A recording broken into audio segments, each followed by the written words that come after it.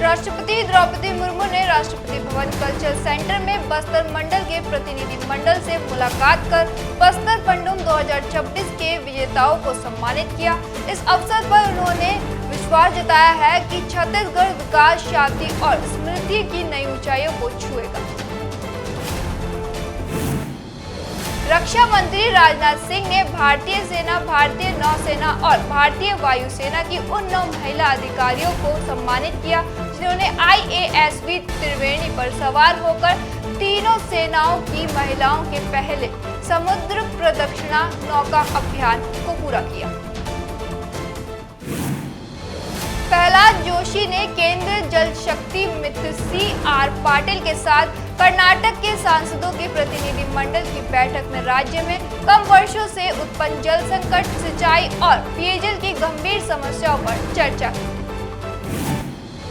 CM Yogi Adityanath ने गाजीपुर समेत कई क्षेत्रों के लिए 692 करोड़ की लागत वाली जल कल्याणकारी परियोजनाओं का उद्घाटन और शिलान्यास किया। अवसर पर विभिन्न योजनाओं के लाभार्थियों को मंजूरी पत्र और प्रमाण पत्र भी वितरित किए गए।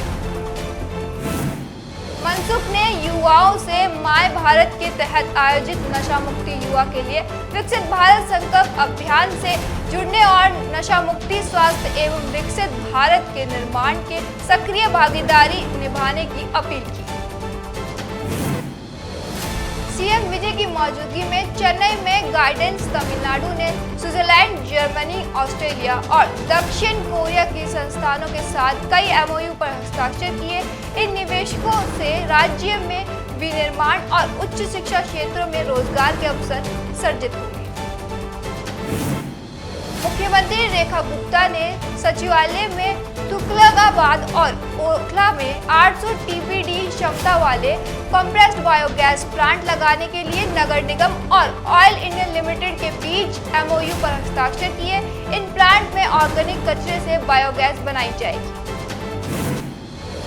सुखविंदर सिंह सुक्खू ने सोलन जिले के क्वारी घाट से नई इलेक्ट्रॉनिक बसों को हरी झंडी दिखाकर रवाना किया। सरकार के गठन के बाद से ही HRTC के बेड़े का लगातार विस्तार हुआ।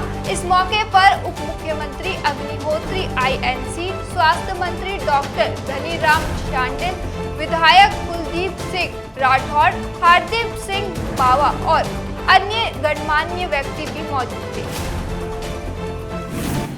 प्रमोद सावंत ने डॉक्टरों, स्वास्थ्य अधिकारियों और अन्य व्यक्तियों की मौजूदगी में सामुदायिक स्वास्थ्य केंद्र बिचौलिम में नए ऑपरेशन थिएटर कॉम्प्लेक्स का उद्घाटन और इंटरवेंशनल लेजर वैन ट्रीटमेंट सुविधाओं की शुरुआत की। इससे गोवा के लोगों के लिए आधुनिक स्वास्थ्य सेवाओं तक पहुंच और बेहतर होगी। मोहन यादव ने बताया है कि भारत सरकार और मध्य प्रदेश सरकार के बीच टेलीकॉम सेंटर को लेकर MOU हुआ। इस समझौते से देश की कई टेलीकॉम कंपनियां मध्य प्रदेश में निवेश करेगी, जिससे युवाओं के लिए बड़े पैमाने पर रोजगार के अवसर खुलेंगे।